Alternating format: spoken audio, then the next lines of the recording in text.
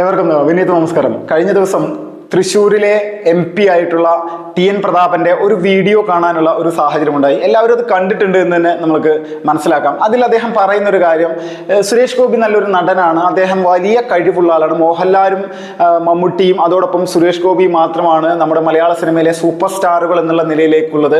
അദ്ദേഹത്തിന് ഹോളിവുഡിൽ പോയി അഭിനയിക്കാൻ വരെയുള്ള കഴിവുള്ള ഒരു വ്യക്തിയാണ്, അദ്ദേഹത്തിന് അവിടെ അഭിനയിക്കാൻ സാധിക്കും എന്നുള്ള രീതിയിലൊക്കെ പറഞ്ഞുകൊണ്ടുള്ള ഒരു പുകഴ്ത്തലും ആഴ്ത്തലുകളും പറയുന്നതിനോടൊപ്പം തന്നെ ഇയാൾ പറഞ്ഞൊരു കാര്യം, തൃശ്ശൂര് സുരേഷ് ഗോപിയെ കൊണ്ട് എടുത്താൽ പൊങ്ങാത്തൊരു സ്ഥലമാണെന്നുള്ള രീതിയിലേക്കുള്ള ഒരു കാര്യം പറയുന്നുണ്ട്.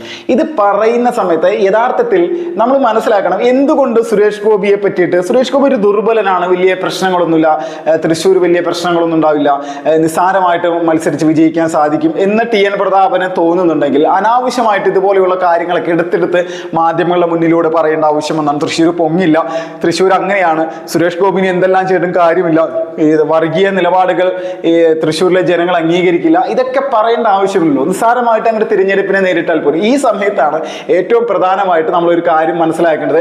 തൃശ്ശൂരിൽ കഴിഞ്ഞ ഒരു 2 മാസത്തിനിടയിൽ ഉണ്ടായിരിക്കുന്ന ഒരു രാഷ്ട്രീയ സാഹചര്യങ്ങളുടെ മാറ്റമാണ്. നമ്മുടെ മണിപ്പൂർ കലാപം ഉണ്ടായ സമയത്ത് എന്തായിരുന്നു നമ്മുടെ നാട്ടിലുള്ള ക്രിസ്ത്യൻ സഭയെ തെറ്റിദ്ധരിപ്പിക്കുന്ന രീതിയിലേക്കുള്ള നിലപാടുകളായിരുന്നു നമ്മുടെ കേരളത്തിലുള്ള CPM കോൺഗ്രസും മറ്റ് ഇസ്ലാമിക സംഘടനകളൊക്കെ എടുത്തിരുന്നത്. അവിടെ മണിപ്പൂർ BJP ഭരിക്കുന്നതിന്റെ പേരിലാണ് അവിടെ കലാപം ഉണ്ടായത്. BJP ആണ് കലാപത്തിന്റെ ഗൂഢാലോചന നടത്തിയ ആളുകൾ. അവര് കേരളത്തിൽ അധികാരത്തിൽ വന്നു കഴിഞ്ഞാൽ എന്തായിരിക്കും എന്നൊക്കെ. അപ്പോൾ ഇതിന്റെ ഭാഗമായിട്ട് തൃശ്ശൂർ അതിരൂപതയുടെ ഒരു മുഖപത്രത്തിൽ ഒരു ഡയലോഗ് കൂടി വന്നിട്ടുണ്ടായിരുന്നു. തൃശ്ശൂർ ആണുങ്ങളില്ലാത്തതിന്റെ പേരിലാണോ സുരേഷ് ഗോപിയെ BJPയുടെ സ്ഥാനാർത്ഥിയായിട്ട് നിർത്തുന്നത്? BJPയിൽ ആണുങ്ങളില്ലാത്തതിന്റെ പേരിൽ. രണ്ടാമത്തത് മണിപ്പൂർ ഞങ്ങൾ മറന്നിട്ടില്ല എന്നൊക്കെയുള്ള രീതിയിൽ ഒരു രൂക്ഷമായിട്ടുള്ളൊരു വിഷയം വന്നു.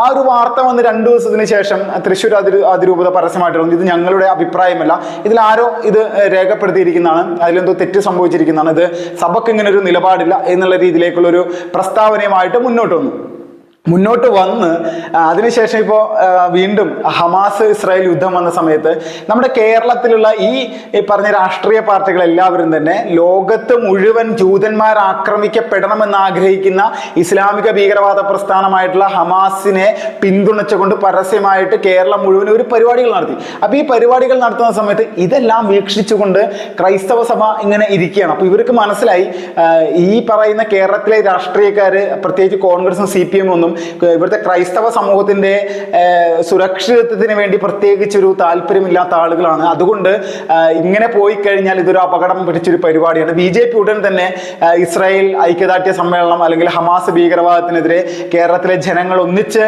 നിലകൊള്ളണം, ഇവിടുത്തെ ഭീകരവാദ ശക്തികളുടെ കേരളത്തിലുള്ള പ്രവർത്തന കാര്യങ്ങളെല്ലാം പ്രതിരോധിച്ച് മുന്നോട്ട് പോകണം എന്നുള്ള നിലപാടുമായിട്ട് BJP വരികയും അതോടൊപ്പം തന്നെ ഈ ഹമാസ് വിഷയത്തിൽ അല്ലെങ്കിൽ ഇസ്രായേൽ വിഷയത്തിൽ ഇവിടുത്തെ ക്രൈസ്തവ സമൂഹം, പ്രത്യേകിച്ച് തൃശ്ശൂർ പാർലമെന്റ് മണ്ഡലത്തിൽ BJPക്ക് വിജയ സാധ്യതയുള്ള ഒരു മണ്ഡലത്തിൽ അവിടുത്തെ ക്രൈസ്തവ സമൂഹം പൂർണ്ണമായിട്ട് BJPയുടെ പുറകെ അണിചേരുന്ന അവസ്ഥയിലേക്ക് കാര്യങ്ങൾ എത്തിയിരിക്കുകയാണ്.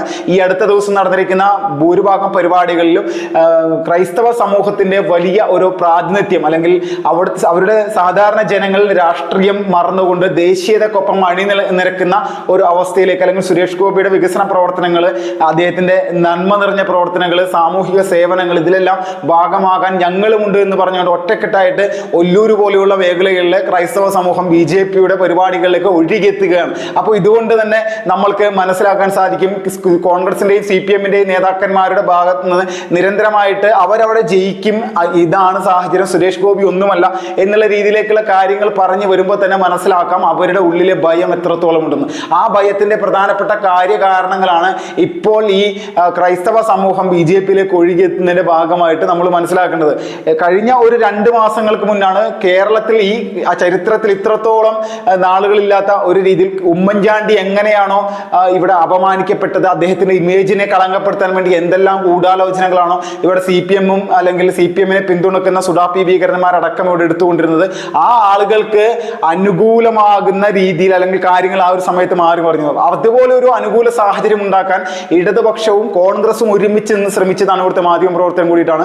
ഒരു പെൺകുട്ടി മാധ്യമ മാധ്യമപ്രവർത്തകരായിട്ടുള്ള ഒരു യുവതിയുടെ തോളിൽ സുരേഷ് ഗോപി കൈവച്ചതിന്റെ പേരിൽ അദ്ദേഹത്തെ പീഡന വീരൻ എന്നുള്ള നിലയിലേക്ക് ചിത്രീകരിച്ചുകൊണ്ട് പൊതുസമൂഹത്തിൽ അദ്ദേഹത്തിന്റെ ഇമേജ് നശിപ്പിക്കാൻ വേണ്ടി, കളങ്കപ്പെടുത്താൻ വേണ്ടി നിരന്തരമായിട്ടുള്ള ഒരു ശ്രമം തന്നെ ഈ പറയുന്ന ആളുകളുടെ മുന്നിൽ നിന്നുണ്ട്. അപ്പൊ നമ്മളെല്ലാവരും മനസ്സിലാക്കേണ്ടത്, ചിന്തിക്കേണ്ടത്, സുരേഷ് ഗോപി എന്ന് പറയുന്ന മനുഷ്യനെ ഈ പറയുന്ന നരാധമന്മാർ എത്രത്തോളം ഭയപ്പെടുന്നുണ്ട് തൃശ്ശൂർ പാർലമെന്റ് മണ്ഡലത്തിൽ എന്ന് നമുക്ക് ബോധ്യപ്പെടും. അത്രത്തോളം വലിയ രീതിയിൽ ഭയപ്പെട്ടുകൊണ്ട് നമ്മുടെ കേരളത്തെ പൂർണ്ണമായിട്ടും ഇവരുടേതായിട്ടുള്ള ഒരു ചിന്താഗതിയുള്ള ഒരു സമൂഹമാക്കി മാറ്റിയെടുക്കാനും ഭരണത്തിൽ 1% പോലും BJP ഉണ്ടാകാൻ പാടില്ല, BJPക്ക് ഒരു MLA ഉണ്ടാകാൻ പാടില്ല, MP ഉണ്ടാകാൻ പാടില്ല എന്നുള്ള ഒരു ധാർഷ്ട്യത്തോടു കൂടി തന്നെ മുന്നോട്ട് പോകുന്ന ഒരു സാഹചര്യമാണ്. ഈ സാഹചര്യങ്ങളെല്ലാം മറികടന്നുകൊണ്ട് നമ്മുടെ നാട്ടിലുള്ള സാധാരണ ജനങ്ങൾ ഇത്തവണ സുരേഷ് ഗോപിക്ക് വോട്ട് ചെയ്ത് തൃശ്ശൂരിൽ വിജയിപ്പിക്കുമെന്നുള്ള ഒരവസ്ഥയിലേക്ക് കാര്യങ്ങൾ എത്തി നിൽക്കുകയാണ്. കഴിഞ്ഞ കുറച്ച് ദിവസങ്ങൾക്ക് മുന്നേ വന്ന സർവേയുടെ അടിസ്ഥാനത്തിൽ 58% തൃശ്ശൂർകാരും അല്ലെങ്കിൽ തൃശ്ശൂരിലെ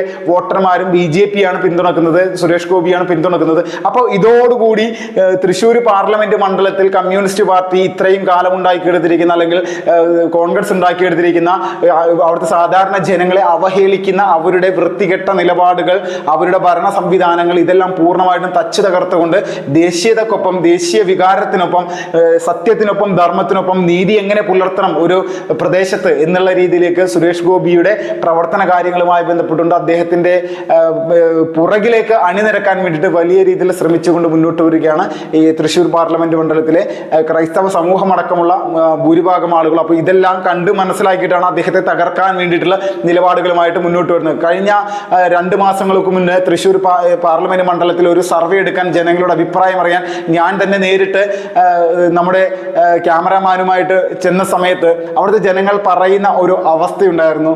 ഞങ്ങളുടെ MP TN പ്രതാപനെ ഞങ്ങൾ കണ്ടിട്ട് ഇപ്പോൾ 4.5 വർഷം കഴിഞ്ഞു എന്നാണ്. 4.5 വർഷങ്ങൾക്ക് മുന്നേ തിരഞ്ഞെടുപ്പ് പ്രചരണത്തിന് വേണ്ടിയിട്ട് തൃശ്ശൂർ പാർലമെന്റ് മണ്ഡലത്തിൽ സജീവമായിട്ട് ഇറങ്ങിയ വ്യക്തി പിന്നെ അവിടെ തിരിഞ്ഞു നോക്കിയിട്ടില്ല. എന്ത് പ്രവർത്തനമാണ് തൃശ്ശൂർ പാർലമെന്റ് മണ്ഡലത്തിൽ ഈ MP കൊണ്ട് ഉണ്ടായിരിക്കുന്നത് എന്ന് നോക്കുമ്പോഴും നമ്മൾക്ക് ബോധ്യപ്പെടും അവിടെ ഒരു മാറ്റമുണ്ടാക്കാനോ ഒന്നും സാധിച്ചിട്ടില്ല. കരുവന്നൂർ ബാങ്ക് കൊള്ളയടി കേസുമായി ബന്ധപ്പെട്ടുകൊണ്ട് പോലും നിരവധി ആളുകൾ ആത്മഹത്യ ചെയ്യുകയും വലിയ സാമ്പത്തിക കെണിയിൽ അകപ്പെടുന്ന സാഹചര്യം ഉണ്ടായിട്ട് നമ്മുടെ MP-യുടെ ഭാഗത്തു നിന്ന് എന്ത് സഹായ സഹകരണമാണ് ഉണ്ടായത് നോക്കുമ്പോൾ ഒരു മണ്ണാങ്കട്ടയും ഉണ്ടായിട്ടില്ല. അവിടുത്തെ സാധാരണ ജനങ്ങളെ അപകടത്തിലാക്കുന്ന, അവർക്ക് ഒരു പുല്ലുവിലയും കൊടുക്കാത്ത തരത്തിലുള്ള നിലപാടുകളുമായിട്ട് മാത്രമാണ് തൃശ്ശൂരിലെ MP ആയിട്ടുള്ള TN പ്രതാപൻ അവിടെ നിലകൊള്ളുന്നത്. നാട്ടികയിൽ നിയമസഭാ മണ്ഡലത്തിൽ തിരഞ്ഞെടുക്കപ്പെട്ട അദ്ദേഹം പിന്നെ കൊടുങ്ങല്ലൂർ നിയമസഭാ മണ്ഡലത്തിലാണ് മത്സരിച്ചത്. ഒരു സ്ഥലത്തും സ്ഥിരമായിട്ട് അദ്ദേഹം മത്സരിക്കാറില്ല.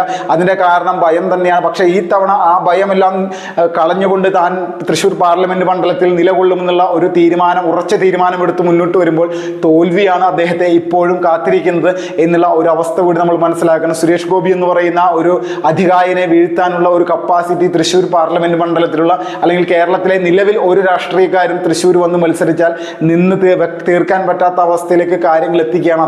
അതുപോലെയുള്ള വലിയ രീതിയിലുള്ള പ്രവർത്തന പദ്ധതികൾ ഓരോ ദിവസവും സെറ്റ് ചെയ്തുകൊണ്ടാണ് അദ്ദേഹം മുന്നോട്ട് പോയിക്കൊണ്ടിരിക്കുന്നത്. അദ്ദേഹത്തിന്റെ വിജയത്തിനായിട്ട് നമ്മൾക്ക് വലിയ തരത്തിൽ തന്നെ പോരാടേണ്ടതുണ്ട്. അതുകൊണ്ട് എല്ലാവരും തന്നെ അദ്ദേഹത്തിന്റെ പ്രചരണ കാര്യങ്ങളിലേക്ക് ശ്രദ്ധ കൊടുത്തുകൊണ്ട് സോഷ്യൽ മീഡിയയിൽ പരമാവധി പറ്റാവുന്ന രീതിയിലുള്ള കാര്യങ്ങളൊക്കെ ചെയ്യണമെന്ന് മാത്രമേ അഭ്യർത്ഥിക്കുന്നുള്ളൂ. നന്ദി, നമസ്കാരം, വന്ദേ മാതരം.